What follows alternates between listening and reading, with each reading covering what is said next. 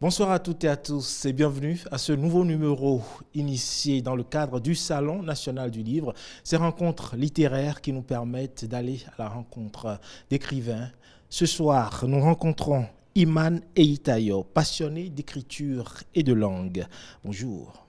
Bonjour. Merci d'être avec nous. Merci à vous. Alors, Iman, vous êtes reconnu comme faisant le genre de l'imaginaire, d'être dans le genre de l'imaginaire. Pourquoi ce choix ? Simplement parce que c'est un genre qui m'a toujours attirée, notamment avec la découverte des jeux vidéo quand j'avais une dizaine d'années, des mangas, des bandes dessinées aussi, etc. Et je trouve que c'est un genre où on peut exprimer beaucoup de choses, contrairement à ce qu'on pourrait penser d'entrée de jeu, et où en fait tout ce qui est aventure, action, permet aussi de mettre le doigt sur des sujets un peu plus sensibles, mais sans être trop, on va dire, direct. Alors, qui dit imaginaire dit forcément jeunesse, parce que quand on est jeune, on a beaucoup d'imaginaire. Plus on grandit, on réfléchit moins à cet univers-là. Est-ce à dire que votre cible, c'est la jeunesse ? Alors, à la base, j'ai commencé avec un ouvrage qui s'appelle Cœur de flamme, qui était un ouvrage plutôt dédié aux adolescents, donc qui se lisait à partir de 12-13 ans, puisque c'était vraiment une tranche, je pense, de la vie où il n'y avait pas de roman qui me correspondait trop. Et ensuite, je suis passée vers la littérature jeune adulte, qui se lit plutôt à partir de 15 ans, et ensuite la jeunesse. Donc, je dirais que ma cible n'est pas la jeunesse en tant que telle, mais la jeunesse fait quand même partie de ma cible, parce qu'on est d'accord qu'entre 0 et 18 ans, c'est quand même le gros de mon public. Et je pense que aussi, surtout, la jeunesse, et donc dans ça, j'inclus les jeunes adultes, donc facilement jusqu'à 25-30 ans, c'est la partie de la population qui est la plus ouverte au changement, la plus ouverte aux nouvelles idées, et je trouve du coup la plus intéressante, même ne serait-ce qu'à travailler en termes d'écriture. Et donc forcément, si j'écris avec des héros de 20 ans, je vais plutôt m'adresser à des gens qui sont autour de cet âge-là. Autour de ces âges-là. Et justement, où est-ce que vous puisez votre inspiration pour vous adresser à cette cible-là ? Moi, je puise mon inspiration dans tout. Alors, on a parlé des jeux vidéo, donc forcément, je m'inspire de ça. Donc, spécifiquement de tout ce qui est jeux vidéo d'aventure, évidemment. Dans les jeux vidéo de combat, c'est plus compliqué, mais voilà. Et aussi dans tout ce qui est manga, mais également dans les gens, tout simplement. J'avais une activité favorite quand j'étais petite, c'est que lorsque je croisais des gens, donc des amis de ma mère spécifiquement, puisque voilà, il y avait tout son entourage, en fait, je leur inventais une vie en permanence. Et quand j'étais toute jeune, genre avant mes 7 ans, j'étais même persuadée que c'était leur vraie vie. Il m'a fallu grandir pour réaliser que non, c'était 100% dans ma tête. Et donc, ça fait qu'à force de faire cet exercice, de constamment créer le quotidien des gens, c'est devenu une seconde nature, en fait. Donc, quand je croise des gens, en fait, ils m'inspirent tous. Donc, faites attention à ce que vous dites. Je vais forcément l'utiliser. Alors, comment est-ce que vous vous définissez alors excellent dans ce genre-là ? Comment vous vous définissez ? Quand on s'inspire des jeux vidéo, ce n'est pas évident. Quand on s'inspire des mangas, ce n'est pas forcément évident. Vous vous définissez comment ? C'est-à-dire en tant qu'autrice ? Oui, en tant qu'autrice. Je me définis comme multigenre. Ce que j'appelle une autrice multigenre, c'est une autrice qui est capable de naviguer d'un genre à l'autre. Donc passer par exemple même de l'imaginaire à la romance, ce qui est mon cas, ou tout simplement de l'écriture jeunesse, par exemple comme la série Abiola qui est plutôt sur une tranche 7, 12, 13 ans à peu près, à l'écriture plus jeune adulte qui est clairement 15-35 ans, ça n'a rien à voir. Il faut faire un changement de mentalité, de paradigme, de perspective surtout. Et donc je me définis comme ça, et simplement parce que je pense que c'est comme ça que je suis en tant que personne. Je bascule beaucoup d'un univers à l'autre, et donc automatiquement je le reproduis aussi dans ce que j'écris. Alors à ce jour, vous avez combien d'ouvrages à votre actif ? Alors j'ai écrit 18 romans, dont 17 publiés, le 18e est en cours de publication, et il y en a un 19e qui est presque terminé pour l'année prochaine. C'est quand même beaucoup. Oui, c'est pas mal, oui. Alors, quel est l'ouvrage ou l'œuvre que vous souhaitez vous faire partager à nos téléspectateurs ? C'est dur de choisir. C'est dur de choisir.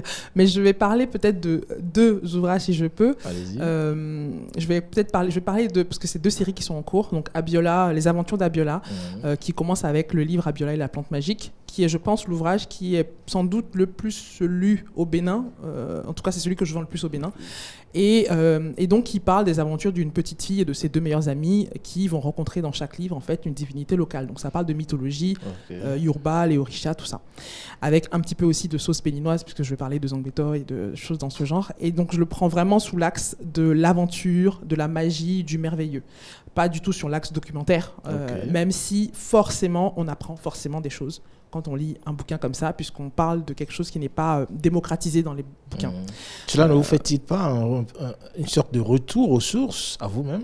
Oui, tout à fait, parce que moi, j'ai regardé Les Chevaliers du Zodiaque quand j'étais jeune, et c'est une série des aventures qui m'ont fait connaître la mythologie grecque comme si je l'avais étudiée, ce qui n'a pas du tout été le cas. Et je me suis déjà demandé à l'époque, mais pourquoi j'ai pas ça pour quelque chose qui correspondrait plus à mon environnement. Donc c'est ce que j'ai voulu faire finalement avec Abiola. Et donc la série est en cours. La première série est terminée et la seconde, qui commence avec Abiola et le talisman du vent où ils ont grandi, et vient de commencer. Et un second ouvrage, qui est le deuxième que je vends le plus au Bénin, donc j'ai choisi ces deux-là exprès, c'est Voyageuse, qui est pour le coup un ouvrage qui s'adresse aux jeunes adultes, donc entre 15 et 35 ans, et qui se passe au Bénin. Donc c'est l'histoire d'une expatriée qui va revenir au Bénin un peu à reculons parce qu'elle n'a pas une bonne relation avec son père, et qui sur place va retrouver un ami d'enfance, mais quand elle va le voir à l'hôpital et qu'elle lui prend la main, elle est projetée dans un autre monde. Voilà. Donc il y a des enquêtes à résoudre, il y a de la magie, voilà, c'est assez particulier, mais c'est une série qui marche plutôt bien aussi. Alors, quand vous écrivez pour, on va dire, la cible un peu plus grande que la jeunesse, la tranche 20-35 ans, quand vous écrivez pour cette cible-là, est-ce que vous changez de paradigme ? Parce qu'on sait que les cibles ne sont pas pareilles et donc forcément la compréhension n'est pas la même. Oui, tout à fait. En fait, pour moi, c'est beaucoup plus facile d'écrire sur la tranche 15-35. Je pense simplement parce que j'ai commencé à écrire sérieusement, on va dire, à l'âge de 20 ans. Donc, ça correspond à l'état d'esprit dans lequel moi-même j'étais. Et aujourd'hui, j'en ai 35. Donc, je suis toujours dans cette tranche-là. Donc, c'est la tranche où c'est le plus intuitif pour moi d'écrire et où la mise en situation est la moins difficile. Là où je dois faire un changement, c'est quand je bascule sur un livre comme Abiola, où là, je dois me mettre dans la peau d'une enfant de 8 ans. Et la nouvelle série, maintenant, elle en a 11. Et là, ça demande un exercice. Un exercice qui n'est pas simple, parce que même si je me souviens de ce que c'est que d'avoir 8 ans, je n'ai plus 8 ans. Absolument. Et en général, ce que je fais avant, je fais une grosse préparation que je vais lire. En gros, je vais lire beaucoup de bouquins avec des personnages de 8 ans avant de commencer l'écriture. Vous vous mettez un peu dans cet état d'esprit. Je me mets dans l'état d'esprit, exactement. Pour que ce soit plus facile. Parce qu'il faut vraiment que je sois dans la tête de mon personnage pour que l'histoire coule, en fait. Alors, on est ici au Salon national du livre, l'édition 2023, une occasion d'échange, de rencontre avec d'autres écrivains, d'autres genres littéraires également. Comment est-ce que vous appréciez ce genre d'initiative ? Je trouve ça vraiment super parce qu'en fait, quand on est auteur, on a tendance à être un peu dans son coin. On écrit chez soi, dans sa chambre, dans son bureau, peu importe, mais tout seul. On publie pas complètement tout seul, mais pas loin. Et ensuite, même quand on vend, ça peut être aussi plus ou moins éloigné de la réalité si on ne fait pas de salon.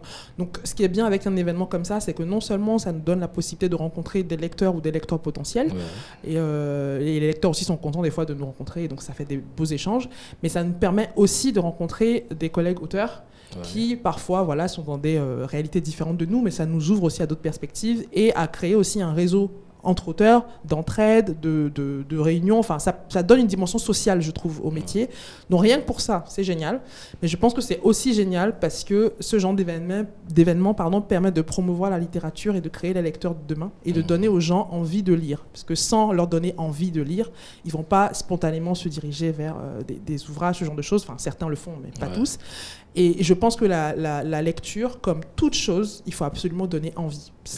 Quand on regarde des séries, j'ai plein de gens qui me disent des fois je ne lis pas. Et je leur demande souvent, est-ce que tu regardes des séries ? Ils me disent oui. Je dis donc quelque part tu lis. Parce que c'est exactement la même chose. La seule chose, c'est que pour beaucoup, lire, c'est du travail. C'est ce qu'on leur a en tout cas inculqué. Mais la vérité, c'est que c'est juste du divertissement. Et le tout, c'est de tomber sur le bon livre qui va nous emporter. Et on ne va même pas avoir l'impression qu'on est en train de lire. Exactement. Voilà. Alors ici, vous avez eu l'occasion de rencontrer le public également. Quel a été le rapport du public avec vous, ou plutôt votre rapport avec le public ? Donc moi, ça s'est plutôt bien passé pour l'instant. Alors selon les jours, j'ai une partie des gens qui sont arrivés qui m'ont dit mais en fait on vous connaissait pas du tout, vous vous étiez caché où? Donc c'était intéressant de voir qu'il y avait il y avait vraiment des gens qui me découvraient et qui se demandaient limite elle était où ma grotte quoi. Ouais. Et à côté de ça, j'ai eu des gens qui sont venus qui m'ont dit je suis venu exprès pour vous rencontrer. Donc il y avait vraiment un paradigme. Au début, je me suis dit bon, de toute façon, je suis pas souvent au Bénin. Donc il y a un travail de promotion aussi que je dois faire, que je ne fais pas assez, mais en même temps, j'arrive quand même à toucher des gens. Et ça, c'est génial. Et j'ai croisé aussi des gens qui avaient lu mon livre sans savoir que c'était moi qui l'avais écrit. Donc franchement, c'était super de voir ces deux paradigmes-là. Et aussi de répondre aux questions, parce qu'il y avait des questions qui étaient posées. Et les questions nous permettent aussi de voir quels sont les sujets qui sont dans l'esprit des gens.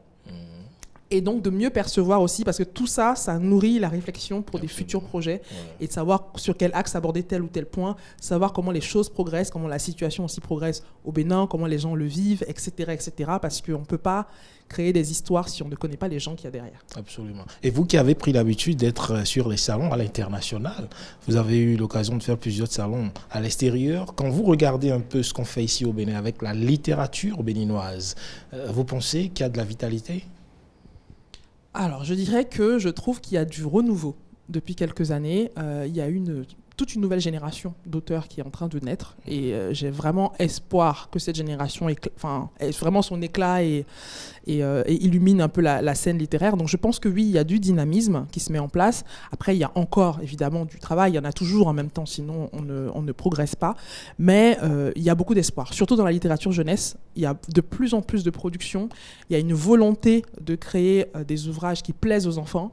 Il y a une volonté de donner envie de lire aux enfants. Et franchement, voilà, comparé à ce que moi j'ai connu quand j'étais petite, je suis pleine d'espoir. Alors justement, on va en finir sur cet aspect. Quels sont vos projets, vos perspectives aujourd'hui?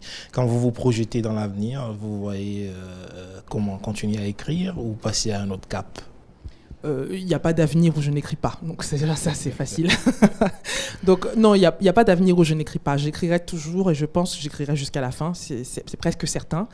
La seule question, c'est comment. Ouais. Et à quel point est-ce que j'écrirai aujourd'hui? J'ai un travail à côté. Ouais. Est-ce que demain j'écrirai à temps plein? Peut-être, j'espère. Maintenant, voilà. Est-ce que j'écrirai? C'est évident que j'écrirai. Maintenant, au niveau des projets, j'ai des tas de projets dans les cartons. Je travaille sur un projet de manga d'ailleurs qui va se passer aussi au Bénin, mais dans un Bénin futuriste. Donc là, j'ai toute la latence pour restructurer toutes les rues de Cotonou. Ça va être drôle. Et voilà, et sinon, je dois terminer ma saga voyageuse, dont le tome 3 sort l'année prochaine, et d'autres livres dans l'aventure, dans l'univers de Abiola. Donc, il y a de quoi faire. Je ne m'ennuierai pas, je pense. On vous souhaite bonne chance. Merci. Imane Eitayo, merci d'être passé sur ce plateau. Ce sera donc tout pour cet entretien consacré au Salon national du livre, ces rencontres littéraires. On se dit à bientôt.